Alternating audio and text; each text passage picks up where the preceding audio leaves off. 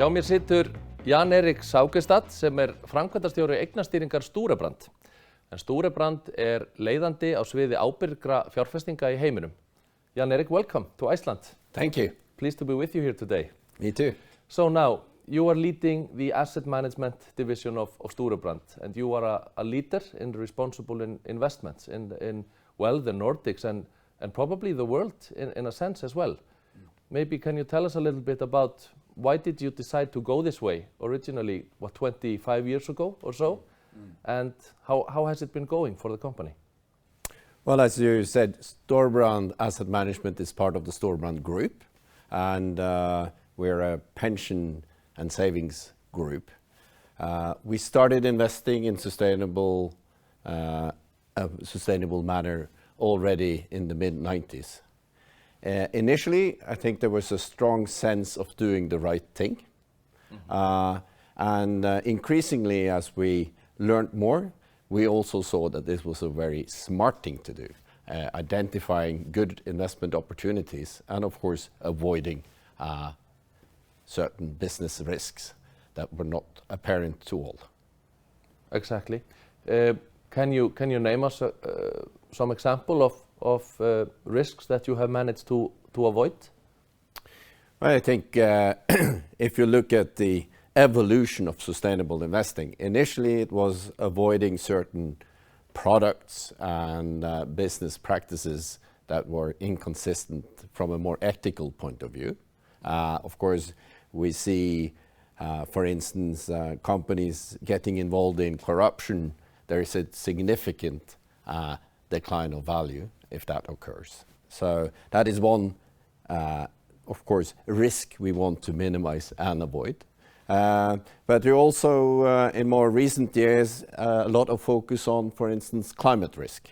How can you avoid the effect of a changing climate? Mm-hmm. I mean, yes, everyone is talking about the climate risk and the environment. Now, us who are working in asset management, we are using this ESG framework mostly, so environmental, social and governance. Probably, well, now the environmental part is probably the most important one. So this has changed a bit over time. I think the governance part has always been an important element to consider when you invest. The social part was certainly also an element in terms of doing the right thing. There are certain business activities you don't want to get involved in from a social perspective. And it's right, as you said, the environmental dimension have sort of strengthened in importance. And of course, the fight against climate change is now on the forefront for most stakeholders, whether they're investors or consumers, governments or central bankers. Exactly. This is a fight we are all fighting together, and it's a very good to see this development, that now the people in the world that are managing the largest amounts of money, they are really putting their focus into and following into your steps, may I say, to try to impact the world in a positive way. But what about the methods used? Because early on, responsible investment was mostly about excluding the companies that were doing bad things. But now you are using other stuff as well, other methods. Can you elaborate a little bit on that?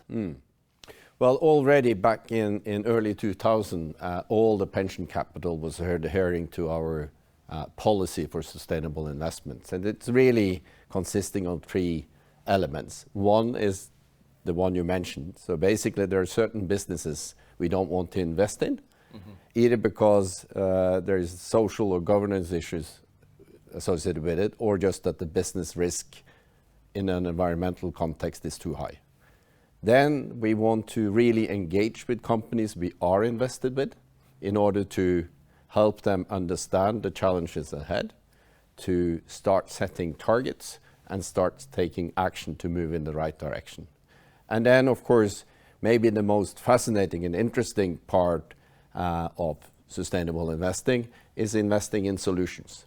It's estimated that we need 12 trillion every year to be invested in order to meet the sustainable development goals. And this is, of course, an immense business opportunity, and identifying the winners of tomorrow is really what investing is all about. Very interesting. Tell me a little bit about Storebrand Asset Management and your growth. I mean, I have seen your figures. I mean, I've seen your numbers. Yeah. You have been growing at a remarkable pace over the last not only years but decades. In that sense, you've been growing quite faster, and you have stronger growth in your business than the market in general, at least. Do you believe this is because of your focus in sustainable investments? There could be a short answer to that, and that is yes. Yes. But let me just elaborate. We see a lot of institutional clients moving towards sustainable investing, and we are well positioned for that. We see a lot of companies that have their pension through Storebrand, putting an emphasis of a pension provider being able to provide sustainable solutions. And maybe more recently, we also see an increased interest from sort of the individual and private markets stepping up to invest in a more sustainable fashion. So it's true, it's been instrumental in our growth. Yeah. We started in Sweden in 2009, and we're now the 5th largest mutual fund provider in Sweden.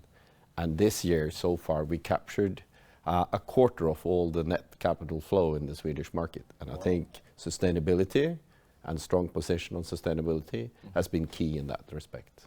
Congratulations. Well, you mentioned the individual investors. Like what we are seeing in Iceland is that, well, can we say there is a kind of difference if you're talking to the old people and the young people, the millennials, they have quite a strong interest in sustainability. They are making their own investment and purchase decision based on sustainability factors. Do you have the same pattern in Norway and Sweden, or is this a common thing with all individual investors, for example? I think that is it's certainly the case in the Nordics. I think it's actually a global issue that the younger generation is really concerned about the way if you like, the world is heading, to put it sort of widely. That being said, there's been a shift in the course, at least in Norway, in the course of the last maybe 2 years. And that is that the politicians are now really responding to the outcry from the younger generation. And I think the concern is being more pronounced also in older generations, if I may use that expression, and people at my age.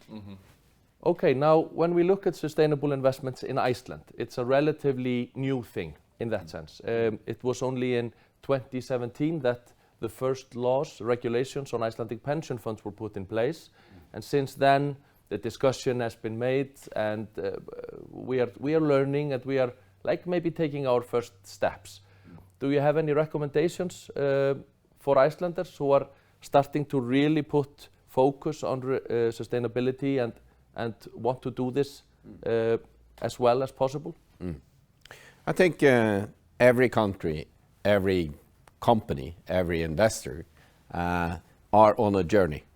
And I think it's important to take the first steps and start taking action and not wait for any sort of perfect solution. Yes, it's true, we have been doing this for 25 years, but we're constantly learning, we're constantly evolving, and we want to share that also with Icelandic investors. Well, let's go a little deeper into the methods of responsible investments and how you are using those tools to manage assets. You mentioned well, at least 3 methods that you're using, and the one of them is exclusions, so excluding bad companies in that sense. Can you give us some examples on how this works and how you are using the tool to improve performance of the assets? As I said, we do believe sustainable investing is both the smart thing and the right thing. And when we talk about returns, it's about the smart thing. And avoiding certain risks and certain companies associated with those risks is smart. And give you 2 examples. One, we started divested early from companies associated with oil sand.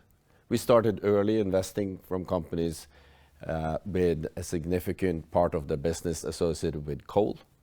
And you can just look at the share price of those companies and you understand that was a smart thing. They're down 80, 90%. So you excluded it not because you knew what was going to happen, but you excluded it because you didn't like what the companies were doing, and that ended up badly for them eventually. Clearly, both those 2 examples had a significant negative impact on climate, and as climate awareness increase and alternative sources to energy gets cheaper, the business model is challenged. Yeah. So you manage that risk by excluding those companies. Exactly. Okay.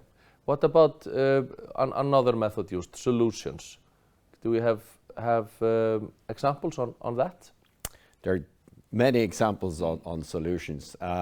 We try to identify solutions to the climate challenge, to sustainable cities and infrastructure, to recycling or waste management, and also bringing more health services, financial services, and communication services to the emerging or growing markets. I could just mention 2 companies. You have a company called Scatec Solar, providing renewable energy, solar panels. You have Xylem, another company focusing on water supply and efficient water management, just to mention 2. Yeah.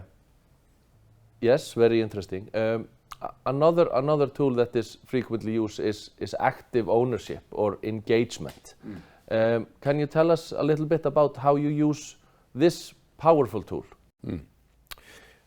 We have found that working together with other investors is the most powerful way of engaging. So I give you 2 examples. One is we recently joined up with 230 other institutional investors,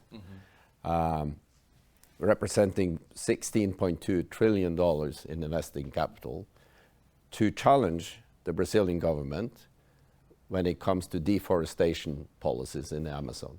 That created a big response in Brazil, and the agricultural companies in Brazil challenged their government. What are you doing about this? We don't want to lose our investors. That's one example. Another is we are participating in an alliance called Climate Action 100, and that is a coalition of investors addressing 160 companies, and the 160 companies represent 80% of the carbon CO2 emissions globally. And we try to engage with these companies to have them set targets that are consistent with the Paris Agreement. I have also noticed that you have managed in Storebrand to use the media quite cunningly. You have successfully put your message in the global media, even though Storebrand is maybe not a very large company on the global scale. I have seen media coverage from your company and what you are doing and the actions you are taking in the United States, for example, and all over the world. How do you manage to do this? I think it comes to prove, and that even us as a small investor coming from a small country can make a difference. And I got that question also on my trip here in Iceland. We are a small economy. We are small investors in the global context. What can we do? And I say, size really doesn't matter. It's your conviction and your ability to communicate that really can sort of make an impact. So being in the media is, of course, a part of our engagement strategy. It's influencing politicians, regulators, and other investors that share that insight. Very good. Good final words. Thank you so much for being with us today, Jan Erik, and good luck on your journey. Thank you.